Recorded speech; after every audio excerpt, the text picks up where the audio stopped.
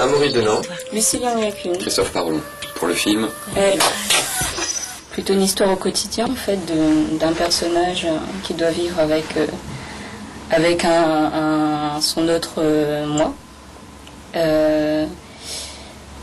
Et donc, comme ces deux personnalités totalement opposées, forcément, au quotidien, pour n'importe quelle petite chose, c'est toujours, c'est toujours la galère, quoi.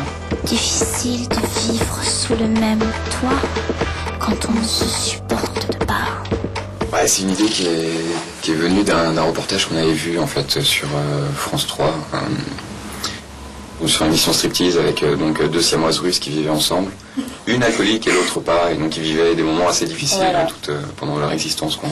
Et juste à partir d'une discussion, on s'est mis à délirer, à raconter plein de choses, qu'on s'est dit oh mais tous les jours ça doit être comment, et s'il y en a une qui aime ça, l'autre qui aime pas, etc. C'est cauchemar tous les jours quoi. En fait, on s'est dit que ça pouvait être drôle de mettre en scène deux personnages qui étaient attachés et au final qui étaient en totale opposition tout le temps et qui étaient obligés de vivre l'un avec l'autre. C'est le même principe sur tout le film. En fait, on sème des indices on essaye de semer le spectateur en même temps. Soit on essaye de lui faire croire que c'est quelqu'un de schizophrène, soit des jumeaux, pour essayer de l'éparpiller un peu et de pas l'amener directement au fait que c'est une siamoise. Et donc la séquence du split screen c'est pareil, on multiplie les écrans comme on multiplie la personnalité du personnage pour essayer de perdre le spectateur en fait.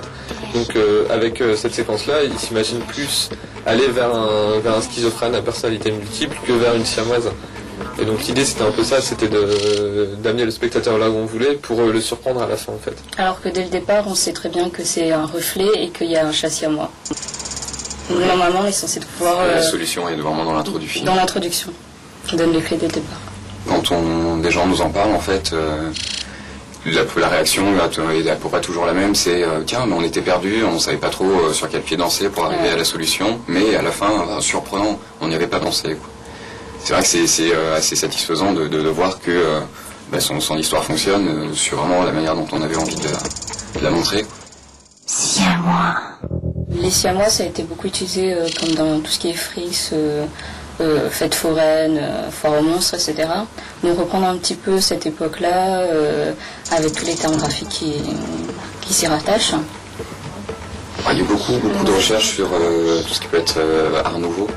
Pas mal inspiré aussi par Tim Burton pour son univers un peu chaotique et magique en même temps en fait.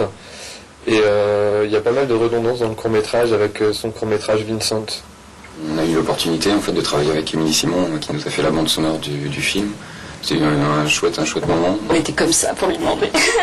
Il y a un de nos profs qui nous a bien aidé en fait, qui nous a vendu auprès d'elle en disant que le film était magnifique et tout ça et qu'il fallait qu'elle s'engage. Donc, et c'est vrai que ça l'a accroché quoi. Ça donne un point en plus. Ouais.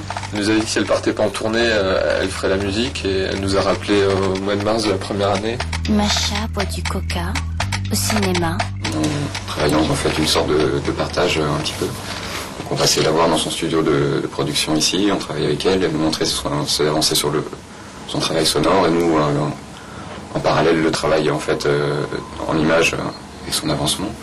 De travailler à 3 pendant 2 ans. Difficile de vivre sous le même toit. 24-24, je pense que c'est assez dur parce qu'il y a toujours des coups de blues, des moments où ça va bien. Et, c'est pas le plus simple, mais il faut aussi à s'accorder, je pense que ça va fonctionner. Quoi.